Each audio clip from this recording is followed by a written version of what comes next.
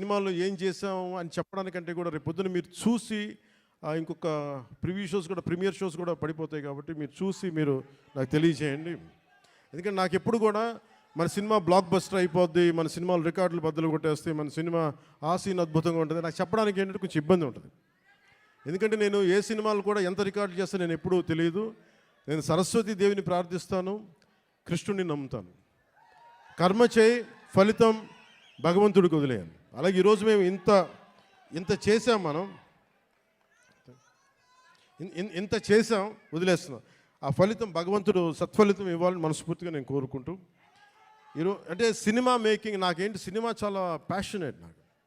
అలాగే నాకు ఈరోజు నేను ఒక టెరానికల్ అంటే ఒక నియంత్రణ పోకడలతో ఉన్న ఒక ప్రభుత్వాన్ని ఎదుర్కోగలిగామంటే ఆ శక్తి సంపద మీరిచ్చింది, నాకు సినిమానిచ్చింది.